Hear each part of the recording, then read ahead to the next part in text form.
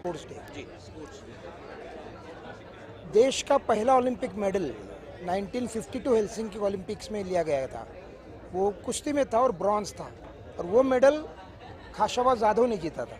तो खाशाबा जाधव हमारे महाराष्ट्र के रेसलर है, जो बहुत छोटे गांव से आते हैं। गोलेगांव करके गांव है सातारा ज़िले में। फार्मिंग फैमिली से आकर कुश्ती का बहुत शौक था। उनके परिवार में भी कुश्ती खेली जाती थी और उस एरिया में भी कुश्ती खेली जाती थी।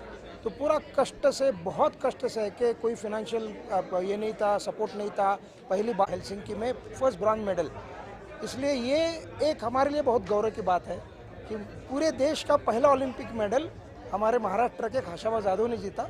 इसलिए जैसे मेजर ध्यानचंद की जो जन्मतिथि है वो नेशनल स्पोर्ट्स डे के रूप में मनाया जाता है। तो हम लोगों ने और हमारे सरकार ने, माननीय मुख्यमंत्री, हमारे उप मुख्यमंत्री, हमारे स्पोर्ट्स मिनिस्टर और पूरे जो भी क्रीड़ा युवक युवती जो खिलाड़ी है, उन्होंने भी, उनको भी एक गर्व महसूस था कि गर्व की बात थी कि हमारे एक बंदे ने जाकर ओलंपिक मेडल पहली बार जीता है देश के लिए। तो उनके जन्म तिथि पर जो 15 जनवरी में आता है, हमने राज्य क्रीड़ा दिन करके वहाँ कल से हमने सेलिब्रेट किया। पहला राज्य क्रीड़ा दिन इस वक्त कल ही हुआ, और जो नेशनल यूथ फेस्टिवल दौरानी था, तो हमारे लिए ये बहुत बड़ी खुशी की बात थी। दूसरा ये, हम उससे कारण थ्रू एक मैसेज देना चाहते थे। हमें बहुत सारी युवक युवतियाँ जो थी, अभी जो आई थी 8,000 से लगभग, काफ़ी ग्रामीण क्षेत्र से बच्चे आए थे। तो उनके लिए एक मिसाल के तौर पर हम दिखाना चाहते थे कि अगर मन में लगन हो और पूरी ताकत से आप अगर कष्ट उठाना चाहते हो और दिल से अगर कुछ चीज़ करते हो, तो कोई ओलंपिक मेडल पा भी सकते हो।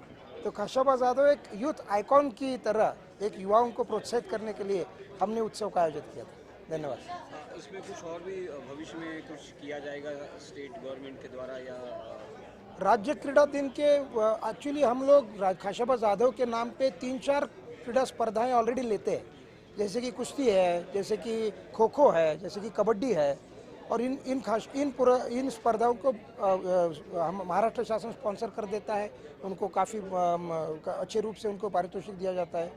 अगले इसमें कुछ स्पोर्ट्स सबसे ऐसे है कि जैसे कि जो ओलंपिक और एशियन में शामिल नहीं है, उन स्पोर्ट्स के लिए भी हम लोग अभी खाशाबा जाधव पुरस्कार देने की सोच रहे हैं। क्योंकि हमारे जो ओलंपिक और एशियन गेम्स है, वहाँ पे जो 36 गेम्स खेले जाते हैं, उसके लिए हम शिव छत्रपति पुरस्कार देते हैं।